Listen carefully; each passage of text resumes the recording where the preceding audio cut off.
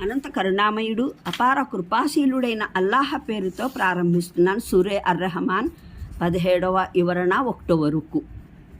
2 తూర్పులు 2 పడమరలు అంటే ఉద్దేశం చలికాలంలోని మరీ చిన్న దినం, ఎండాకాలంలోని మరీ పెద్ద దినం. ఈ దినాల తూర్పు పడమరలు కావచ్చు.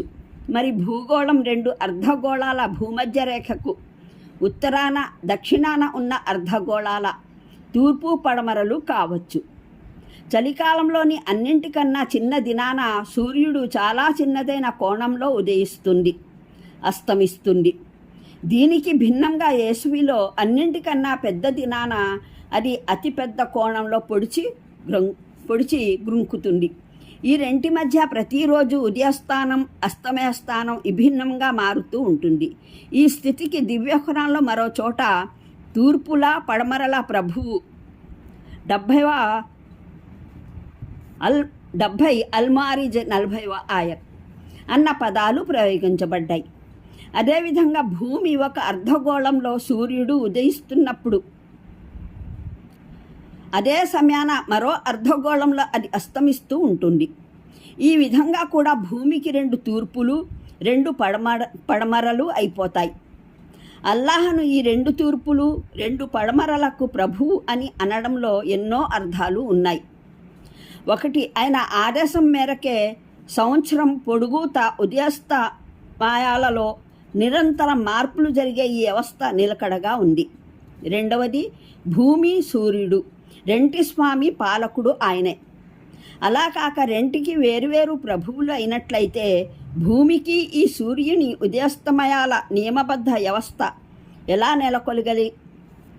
నెలకొనగలిగేది, శాశ్వతంగా సుస్థిరమై ఉండగలిగేది. మూడవది, ఈ 2 తూర్పులు 2 పడమరల స్వామి పోషకుడు పాలకుడు ప్రభువు ఆయనే.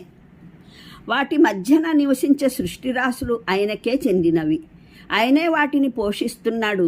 ఆ పోషణకి ఆయన భూమిపై సూర్యుని ఉదయస్తమయాల ఈ వివేకపూర్వమైన వ్యవస్థ నెలకొల్పాడు. ఇక్కడ కూడా సందర్భానుసారం అలా అన్న దాని భావం సృష్టి శక్తి అన్నదే అధికంగా కానవస్తున్నప్పటికీ దానితో పాటు వరప్రసాదం, ఉత్కృష్ట స్తవనీయ గుణాలకు చెందిన కోణం కూడా అందులో ఇమిడి ఉంది. ఇది మహా గొప్ప వరప్రసాదం. అల్లాహ్ సూర్యుని ఉదయస్తమయాల ఈ నియమాన్ని నిర్ణయించాడు. దీని మూలంగానే పంటలు ఋతువుల పరివర్తనలు నియమబద్ధంగా రూపొందుతూ ఉంటాయి.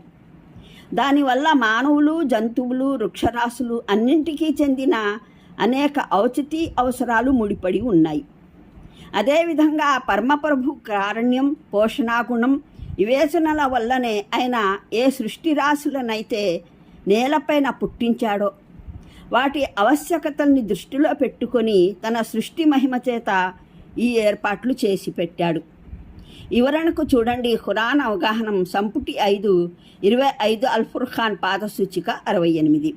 మూలంలో మిర్జాన్ అన్న పదం ప్రయోగించబడింది. ఇబ్ను అబ్బాస్ ఖతాదా ఇబ్ను జైద్ జహక్ రహమెహు ముల్లాహ ప్రకారం దీని ఉద్దేశం చిన్న ముత్యాలన్నది. హజరత్ అబ్దుల్లా బిన్ మసూద్ రజీ ప్రకారం ఈ పదం అరబీలో గవ్వలకు ప్రయోగిస్తారు. మూలంలోని పదాలు యహరుజు మిన్ హుమా ఈ 2 సముద్రాల నుండి వెలికి వస్తాయి అన్నవి. ఆక్షేపకులు దీన్ని ఆక్షేపిస్తారు. ముత్యాలు గవ్వలు కేవలం ఉప్పు నీటిలో మాత్రమే లభిస్తాయి కదా, అలాంటప్పుడు మంచినీటి నుంచి ఉప్పు నీటి నుంచి ఇవి వెలువడతాయని అంటారేమిటి అని ప్రశ్నిస్తారు. దీనికి సమాధానం, సముద్రాలలో మంచినీరు ఉప్పు నీరు 2 విధాల నీరు ప్రోగవుతుంది. అందువల్ల ఈ రెంటి సంచయనం నుంచి ఈ వస్తువులు వస్తాయన్నా లేదా ఈ 2 నీళ్ల నుంచి వస్తాయని అన్నా ఒకటే. మరిన్ని పరిశోధనల తర్వాత ఈ వస్తువుల పుట్టుక సముద్రం అడుగులో మంచినీటి ఊటలు ఉబికే చోట జరుగుతుందని రుజువైన ఆశ్చర్యం లేదు. వీటి పుట్టుకలోనూ పోషణలోనూ 2 విధాల నీళ్లు ప్రోగవడానికి ఏదైనా సంబంధం ఉన్నట్టు కూడా రుజువు కావచ్చు. బహ్రెయిన్లో అత్యంత ప్రాచీన కాలం నుంచి కూడా ముత్యాలు తీయబడుతున్నాయి. అక్కడ ఆ జలసంధి అడుగుల్లో నుంచి నీటి ఊటలున్న విషయం అయితే రుజువయ్యే ఉంది. ఇక్కడ కూడా ఆలా అన్న పదంలో సృష్టి సామర్థ్యపు కోణం ప్రస్ఫుటమై ఉన్నప్పటికీ వరప్రసాదాలు ఉత్తమ గుణాల కోణం కూడా గోప్యమై లేదు. సముద్రం నుండి ఈ విలువైన వస్తువులు వెలికి రావడం దేవుని సృష్టి మహిమే. ఆయన పోషణ మహిమ వల్లనే సౌందర్యాభిరుచి, అలంకరణాశక్తి ఆయన తన సృష్టి రాశిలో ప్రసాదించాడు. ఆ సృష్టి రాశి కోసం, దాని ఆసక్తి అభిరుచుల సంతృప్తి కోసం రకరకాల సొగసైన వస్తువులు ఆయన తన ఈ ప్రపంచంలో సృజించాడు. అంటే ఆయన సృష్టి వల్ల రూపొందాయి. ఆయనే మానవునికి సామర్థ్యం అనుగ్రహించాడు. అతను సముద్రాలను దాటి వెళ్ళడానికి నౌకలను నిర్మించాడు. నౌకల నిర్మాణానికి కావలసిన సామాగ్రిని భూమిపైన పుట్టించినవాడు ఆయనే. ఆయనే నీటిని నియమబద్ధం చేశాడు.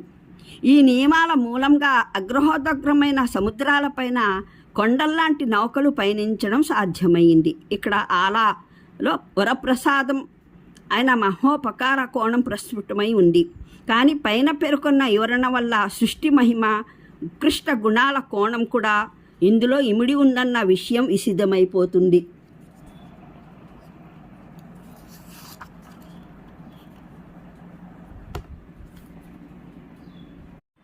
అనంత కరుణామయుడు, అపార కృపాశీలుడైన అల్లాహ్ పేరుతో ప్రారంభిస్తున్నాను. సూరే అర్-రెహమాన్ 17వ వివరణ 1 వరకు. 2 తూర్పులు 2 పడమరలు అంటే ఉద్దేశం చలికాలంలోని మరీ చిన్న దినం, ఎండాకాలంలోని మరీ పెద్ద దినం. ఈ దినాల తూర్పు పడమరలు కావచ్చు. మరి భూగోళం 2 అర్ధగోళాల భూమధ్య రేఖకు ఉత్తరాన దక్షిణాన ఉన్న అర్ధగోళాల తూర్పు పడమరలు కావచ్చు. చలికాలంలోని అన్నింటికన్నా చిన్న దినాన సూర్యుడు చాలా చిన్నదైన కోణంలో ఉదయిస్తుంది, అస్తమిస్తుంది. దీనికి భిన్నంగా వేసవిలో అన్నింటికన్నా పెద్ద దినాన అది అతిపెద్ద కోణంలో పొడిచి గ్రుంకుతుంది. ఈ రెంటి మధ్య ప్రతిరోజు ఉదయస్థానం, అస్తమయస్థానం విభిన్నంగా మారుతూ ఉంటుంది. ఈ స్థితికి దివ్యఖురాన్లో మరో చోట తూర్పుల పడమరల ప్రభువు 70 అల్-మారిజ్ 40వ ఆయత్ అన్న పదాలు ప్రయోగించబడ్డాయి. అదేవిధంగా భూమి ఒక అర్ధగోళంలో సూర్యుడు ఉదయిస్తున్నప్పుడు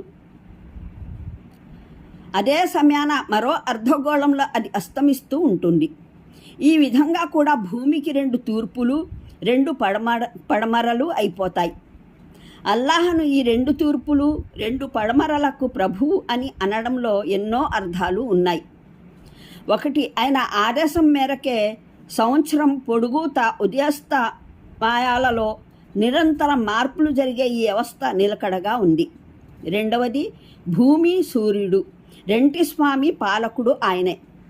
అలా కాక రెంటికి వేరువేరు ప్రభువులు అయినట్లయితే భూమికి ఈ సూర్యుని ఉదయస్తమయాల నియమబద్ధ వ్యవస్థ ఎలా నెలకొనగలిగేది, శాశ్వతంగా సుస్థిరమై ఉండగలిగేది. మూడవది, ఈ 2 తూర్పులు 2 పడమరల స్వామి పోషకుడు, పాలకుడు, ప్రభువు ఆయనే. వాటి మధ్యన నివసించే సృష్టిరాశులు ఆయనకే చెందినవి. ఆయనే వాటిని పోషిస్తున్నాడు. ఆ పోషణకి ఆయన భూమిపై సూర్యుని ఉదయస్తమయాల ఈ వివేకపూర్వమైన వ్యవస్థ నెలకొల్పాడు.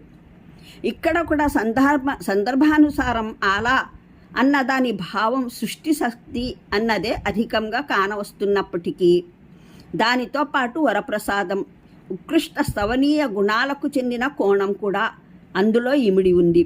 ఇది మహా గొప్ప వరప్రసాదం. అల్లాహ్ సూర్యుని ఉదయస్తమయాల ఈ నియమాన్ని నిర్ణయించాడు. దీని మూలం